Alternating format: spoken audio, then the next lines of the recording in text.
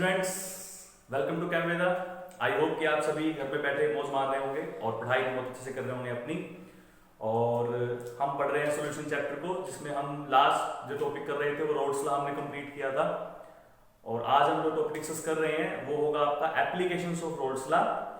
तो आपके व्यूज मुझे बता रहे हैं कि आप कितना चैप्टर्स को देख रहे हो, आपके कमेंट्स आ रहे हैं, डाउट्स ले रहे हो आप, तो मुझे बहुत अच्छा लग रहा है कि आप क्वेश्चंस को पूछ रहे हो, चैप्टर देख रहे हो अपना। आई होप कि आप आगे भी ऐसे ही चैप्टर्स को देखते रहोगे और बाकी स्टूडेंट्स को भी और बाकी सभी अपने नोन को शेयर करोगे चैनल के बारे में कि वो देखें और सीखें केमिस्ट्री।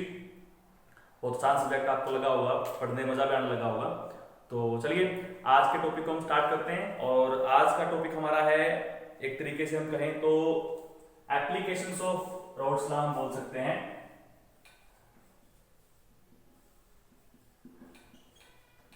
एप्लीकेशन ऑफ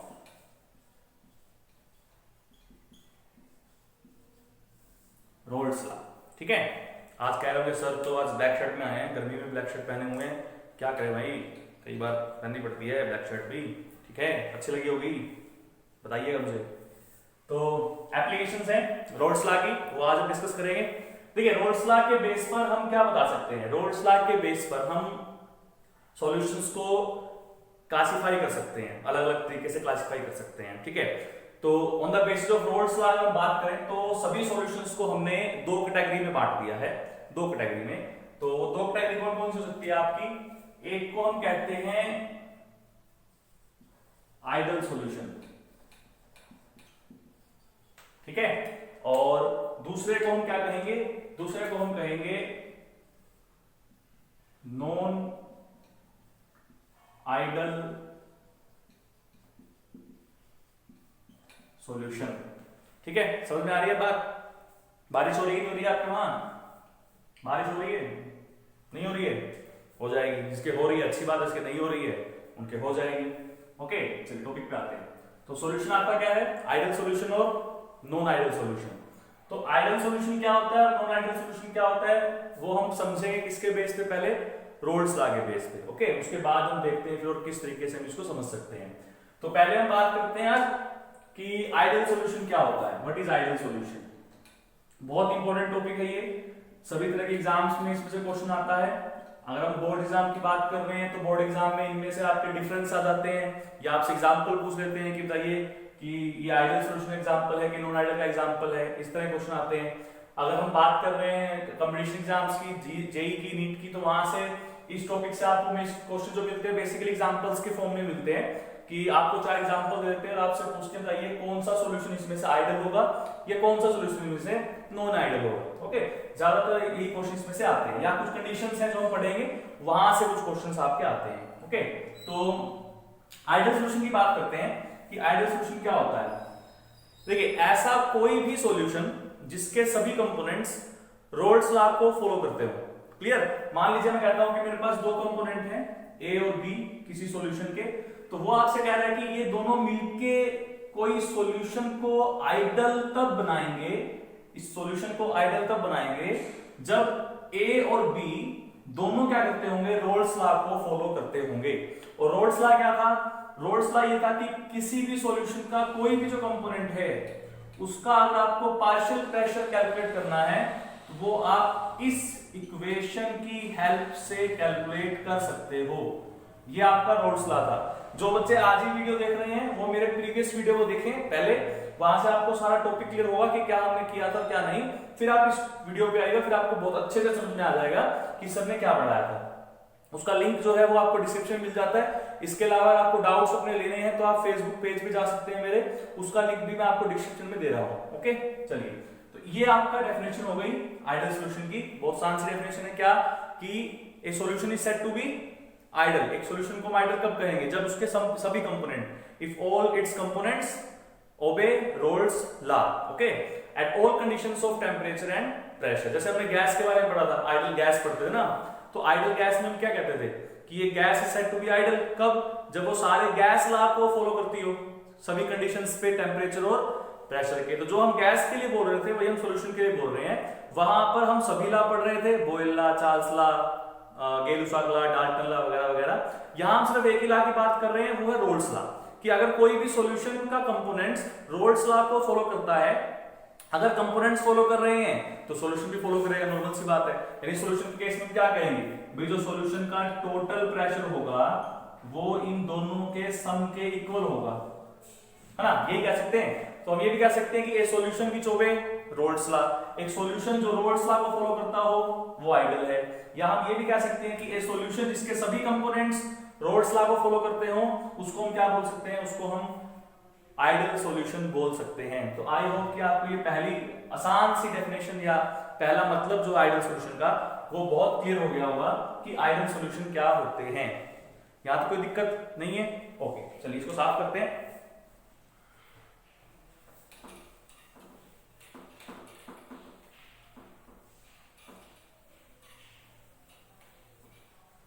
तो पहला पॉइंट हमने क्या समझ लिया, पहला पॉइंट हमने ये समझ लिया कि जो आइडल सॉल्यूशन होते हैं हमारे, जो आइडल सॉल्यूशन होते हैं हमारे, वो क्या करते हैं, वो ओबे करते हैं रोल्स लॉ को। ठीक है, समझ में आया। चलिए दूसरा, फिर कहता है कि कौन से सॉल्यूशन ऐसे होंगे या कौन से कंपोनेंट्स ऐसे होंगे जो रोल्स लॉ को फॉलो करेंगे, या हम कैसे कहेंगे ये बात कि भाई वो सॉल्यूशंस के कंपोनेंट जो हैं या वो सॉल्यूशन जो है वो आइडल है या वो रोल्स लॉ को फॉलो कर रहा है। तो उसने आपसे ये कहा कि मान लीजिए आपके पास दो कंपोनेंट है ए एंड बी, तो वो आपसे कह रहा है कि मान लीजिए कि ए का कोई पार्टिकल है, ये कोई ए का मॉलिक्यूल है, कोई पार्टिकल है, कोई एटम है, और ऐसा ही कोई दूसरा ए का पार्टिकल भी होगा, लिक्विड फॉर्म में हम मान के चलते हैं, और दोनों के बीच में कोई ना कोई फोर्स काम कर रहा होगा, इंटरेक्शन काम कर रही होगी ए और ए के बीच में। सेम ऐसी ही इंटरेक्शन जो है या कुछ कुछ वैसी ही इंटरेक्शन जो है दूसरे मॉलिक्यूल में होगी, बी और बी में। ठीक है, अब क्या करता हूं, अब इन दोनों को मिक्स करता हूं, तो मिक्स करने के बाद जो पार्टिकल की इंटरेक्शन होगी वो सोल्यूट और सोलवेंट के पार्टिकल के बीच में होगी, यही होगा। ये हमारा मान लीजिए सोल्यूट है, ये हमारा मान लीजिए सोलवेंट है, तो ये क्या हो गया हमारा सॉल्यूशन हो गया। तो सॉल्यूशन में क्या होता है, सॉल्यूशन में सोल्यूट और सोलवेंट के पार्टिकल के बीच में इंटरेक्शन हो जाती है। तो वो आपसे कहता है कि अगर जैसी इंटरेक्शन सोल्यूट के पार्टिकल्स और सोलवेंट के पार्टिकल्स के बीच में थी, वैसी ही सिमिलर इंटरेक्शन अगर सोल्यूट और सोलवेंट के पार्टिकल के बीच में भी है, तो हम कहेंगे कि वो सॉल्यूशन आपका आइडल सॉल्यूशन होगा। क्लियर हुआ, सिंपल सी बात समझ में आई कि जैसी इंटरेक्शन सोल्यूट सोल्यूट, जो इंटरेक्शन ए और ए के बीच में है, जो इंटरेक्शन बी और बी के बीच में है, वैसे ही इंटरेक्शन अगर ए और बी के बीच में भी आती है, then we called it is a ideal solution. यहां तक बात समझ में आ गई। आई होप कि अब क्लियर हो गया हो कि मैंने क्या बताने की कोशिश की है। ठीक है, चलिए अब मैं से कुछ आपको एग्जांपल देता हूं जिससे आपको क्लियर हो जाएगा कि हाँ सर क्या कहना चाह रहे हैं। तो एग्जांपल को लिखने के लिए हम इसको साफ कर लेते हैं।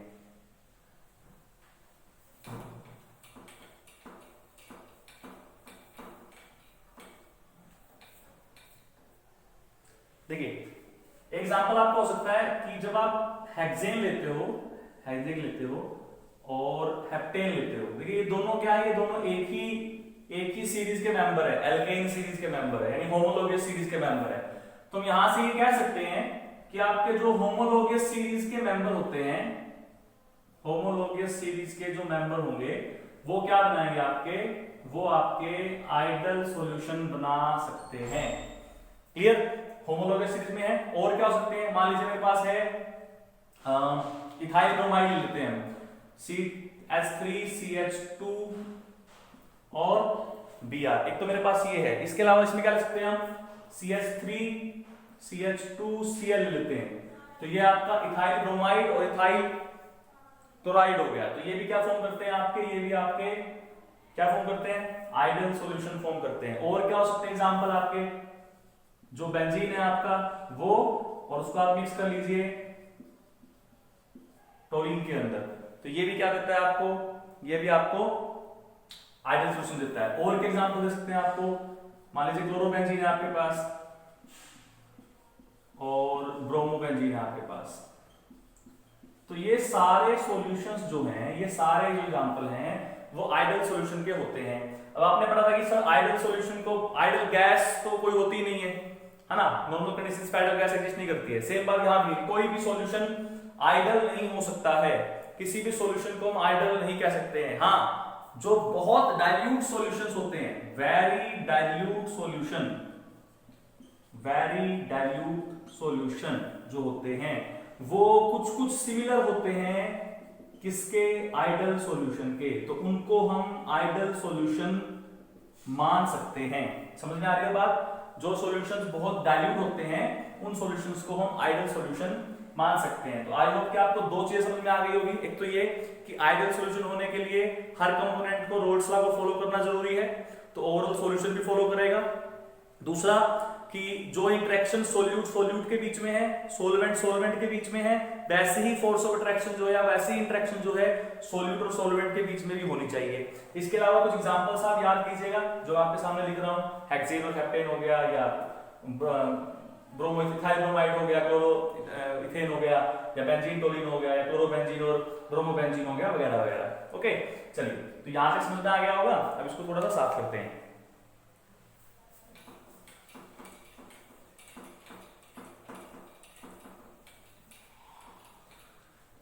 अब यहां से एक चीज और हमको देखने को मिलेगी जिससे हम बता सकते हैं कि वो सॉल्यूशन आइडल बना होगा कि नहीं बना होगा।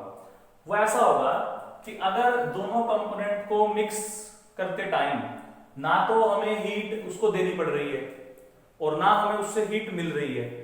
अगर हम हीट देते हैं तो उसको क्या बोलते हैं, एंडोथर्मिक प्रोसेस, और अगर हमें मिलती है तो क्या बोलते हैं, exothermic process.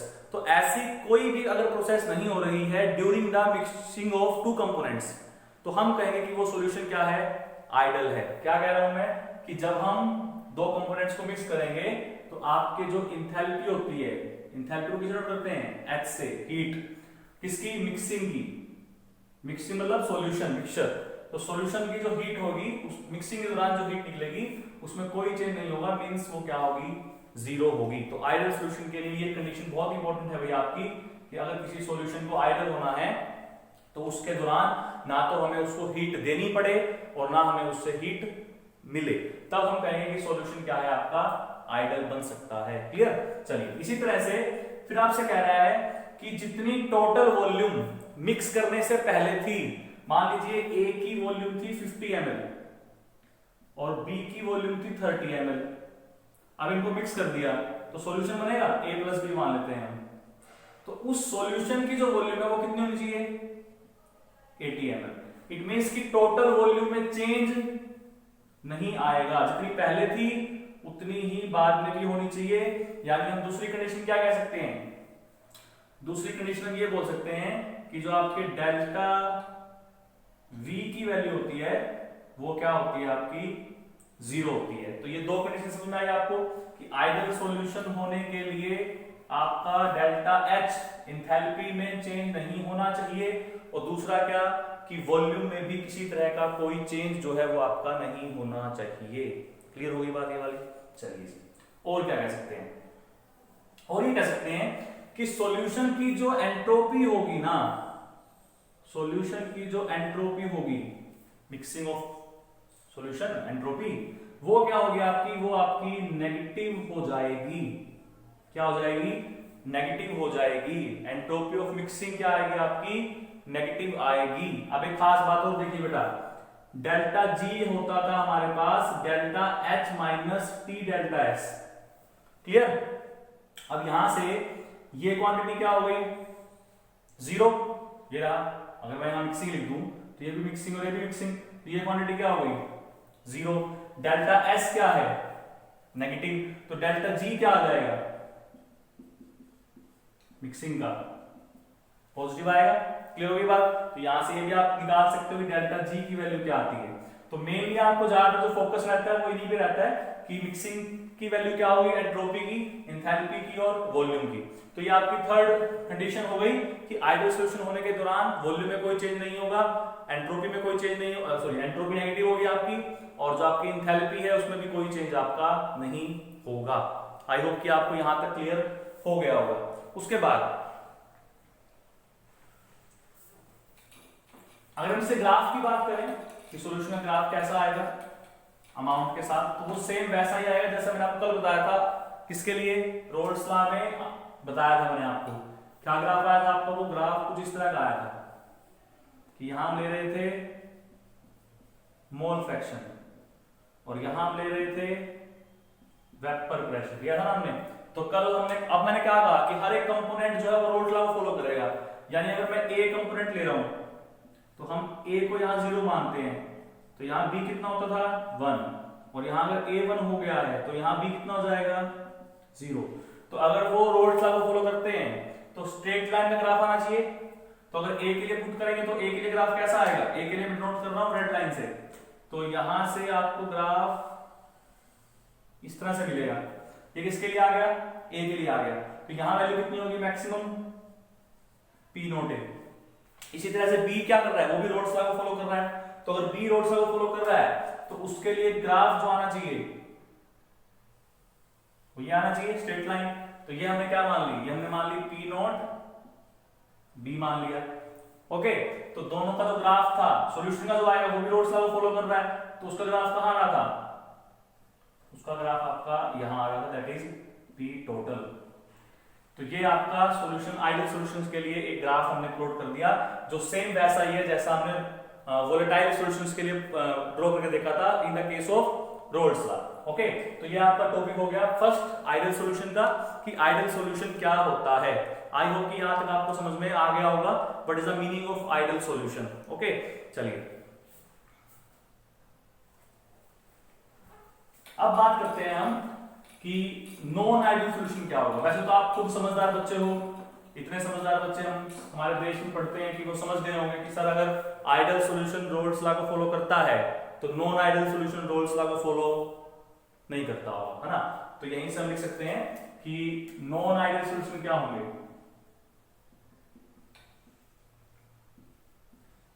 Non ideal solution क्या होंगे?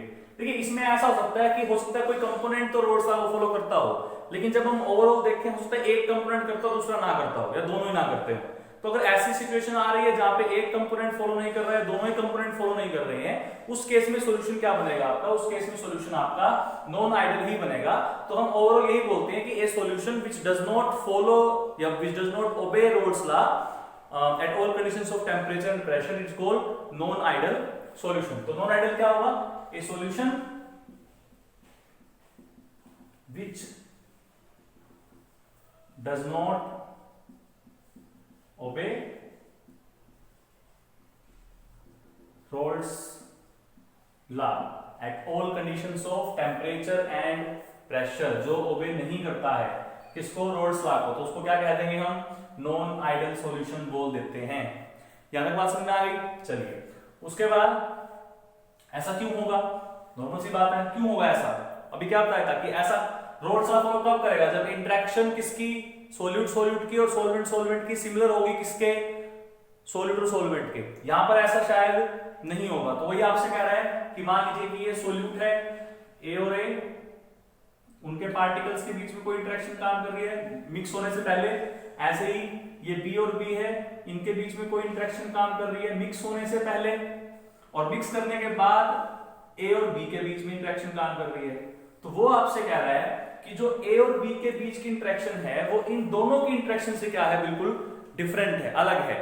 तो अगर ऐसी सिचुएशन आ रही है कि भाई इन दोनों की इंटरेक्शन इनसे अलग आ रही है, तब हम कहेंगे कि सॉल्यूशन क्या बनाएगा आपका? नॉन आइडियल सॉल्यूशन बनाएगा। यहां तक बात समझ में आ रही है? क्लियर हो गया? आइडियल के लिए इंटरेक्शन क्या होनी चाहिए? सिमिलर होनी चाहिए। नॉन आइडियल के लिए कंडीशन क्या होनी चाहिए? कि सिमिलर नहीं होंगी। अब सिमिलर नहीं होंगी तो नॉर्मल सी बात है कि या तो ज्यादा होंगी या कम होगी, वो हम आगे देखेंगे। अच्छा, अब तीसरी बात मैंने क्या बताई थी आपको? तीसरी मैंने आपको बताई थी कि जो इंथैल्पी की वैल्यू है, इंथैल्पी की वैल्यू है वो आइडियल वाले केस में 0 होती है, कोई चेंज नहीं होता, वॉल्यूम में भी कोई चेंज नहीं होता है। लेकिन यहां क्योंकि वो आइडियल नहीं है तो नॉर्मल सी बात है कि या तो हीट देनी पड़ेगी या हीट मिलेगी। इट मींस कि नॉन आइडियल वाले केस में जो आपका इंथैल्पी ऑफ मिक्सिंग है, इंथैल्पी ऑफ मिक्सिंग है वो आपका 0 तो नहीं होगा। क्लियर? एक तो ये बात समझ में आ गई। दूसरा, जो आपके वॉल्यूम है वो भी 0 नहीं होगा। अब या तो वॉल्यूम पहले से घट जाएगी या वॉल्यूम पहले से थोड़ी सी बढ़ जाएगी, तो इसका मतलब वॉल्यूम में जो चेंज आएगा वो भी अब आपका नॉन जीरो आएगा, ठीक है। और जो आपकी एंट्रोपी है इस केस में वो आपकी पॉजिटिव होती है। तो ये बातें आपको ध्यान में रखनी है कि नॉन आइडियल सॉल्यूशन के लिए किन किन कंडीशंस का होना जरूरी है। ओके, समझ में आ रही है बात ये वाली, कोई दिक्कत तो नहीं। तो आज हमने क्या सीख लिया कि आइडियल सॉल्यूशन और नॉन आइडियल सॉल्यूशन क्या होते हैं। आइडियल सॉल्यूशन जो रोल्स लॉ को फॉलो करता हो, इंटरेक्शन पार्टिकल्स की सिमिलर हो, मिक्स होने से पहले भी और मिक्स होने के बाद भी, और इंथैल्पी में और वॉल्यूम में कोई चेंज किसी तरह का ना आता हो। एग्जांपल हमने देखे। ऐसे हम किसके लिए बात कर रहे हैं, नॉन आइडियल के लिए बात कर रहे हैं। और नॉन आइडियल में क्या क्या कंडीशन हो सकती है वो आपको मैंने दिखाई हुई है। इंटरेक्शन अलग होगी, ये नॉन जीरो वैल्यू होंगी, और रोल्स लॉ को फॉलो नहीं करेगा। क्लियर हो गया? अच्छा जी, अब आपको वैसे इसकी एग्जांपल आपने क्यों नहीं दी अभी तक? इस एग्जांपल ना देने का मेरे पास एक बहुत बढ़िया रीजन है। रीजन ये है क्योंकि अब देखिए दो तरह के सॉल्यूशन हो सकते हैं। या तो वो सॉल्यूशन होंगे जहां पर इंथैल्पी की वैल्यू जीरो से ग्रेटर होती होगी, पॉजिटिव होती होगी। इसी तरह सिमिलर बात हम वॉल्यूम के लिए बोल सकते हैं। या फिर हो सकता है कि इंथैल्पी और वॉल्यूम की वैल्यू लेस देन जीरो होती हो। तो इसका मतलब कि जो नॉन आइडियल सॉल्यूशन है आपके, वो आइडियल सॉल्यूशन से क्या शो कर रहे हैं, डेविएशन शो कर रहे हैं बिहेवियर में। वही तो हो गया ना कि सॉल्यूशन आइडियल नहीं है, आइडियल से भटक गया। कि भाई कोई आदमी आदर्श राम बनना चाहता है तो राम के गुणों को फॉलो करना पड़ेगा। अब वो आदर्श राम जैसा नहीं बन पा रहा है। क्यों नहीं बन पा रहा है? क्योंकि वो उसके गुणों से भटक गया है, डेविएट हो गया है, रास्ता भटक गया है उसका। तो यहां भी वही बात कह रहे हैं कि भाई आइडियल नॉन आइडियल सॉल्यूशन जो हैं वो आइडियल नहीं बन पा रहे हैं क्योंकि वो अपने रास्ते से भटक गए हैं। और रास्ते भटकने को क्या बोलते हैं, डेविएशन हो गया है, डेविएट हो गए हैं। तो डेविएशन इसमें दो तरह का होता है। ये दो तरह से भटक सकते हैं। एक तो कैसे भटक सकते हैं जिसमें ये शो करते हैं पॉजिटिव डेविएशन। दो तरह का डेविएशन ये आपको शो करते हैं, एक पॉजिटिव डेविएशन और दूसरा ये करते हैं नेगेटिव डेविएशन। तो दो तरह का डेविएशन नॉन आइडियल सॉल्यूशन जो है वो शो करते हैं। दो तरीके से वो अपने रास्ते से भटक सकते हैं। एक तो होता है पॉजिटिव डेविएशन और दूसरा आपका होता है नेगेटिव डेविएशन। ओके, अब ये पॉजिटिव डेविएशन और नेगेटिव डेविएशन कब होंगे, किन कंडीशंस में होंगे, अब हमें वो सीखना है कि भाई पॉजिटिव डेविएशन कब हो सकता है और आपका नेगेटिव डेविएशन कब हो सकता है। ओके, अब इनको सीखने के लिए आपको कल दोबारा आना पड़ेगा क्योंकि आज मैं नहीं बता रहा हूं। आज आप बस इतना सीखिएगा कि आइडियल क्या होते हैं, नॉन आइडियल क्या होते हैं। कल मैं आपको सिखाऊंगा कि डेविएशन शो कैसे करते हैं, क्या कंडीशंस होंगे उनके लिए, क्या एग्जांपल्स होंगे उनके, किस तरह से हम एग्जाम में उस क्वेश्चन को सोल्व कर सकते हैं। और एक छोटा सा टॉपिक और होगा इसके साथ, वो भी हम करेंगे। उसके बाद हम इस चैप्टर के बिल्कुल लास्ट टॉपिक को स्टार्ट करेंगे जो बहुत इंपॉर्टेंट टॉपिक है पूरे चैप्टर का। पूरे चैप्टर का सबसे इंपॉर्टेंट टॉपिक वही है, ठीक है। वो टॉपिक आपका क्या है, कोलिगेटिव प्रॉपर्टीज। आपने सुना भी होगा पहले शायद नाम, जो बच्चे जेईई या नेट की प्रिपरेशन कर रहे हैं आफ्टर 12th, उनको पता होगा कि कितना इंपॉर्टेंट टॉपिक है। तो उस टॉपिक में से आपका न्यूमेरिकल पोर्शन आएगा, इसलिए उसको टॉपिक को बहुत अच्छे से कीजिएगा। आज के लिए इतना काफी है, बाकी करते हैं कल। Thank you very much. Channel से जुड़े रहिएगा, चैनल को शेयर कीजिए, सब्सक्राइब कीजिए, लाइक कीजिए, कमेंट कीजिए और फेसबुक पेज को ज्वाइन कीजिए और मुझे बताते रहिए कि सर पढ़ने में मजा आ रहा है या नहीं आ रहा है। क्लियर हो गया? चलिए जी, कल मिलते हैं, तब तक के लिए ऑल द बेस्ट।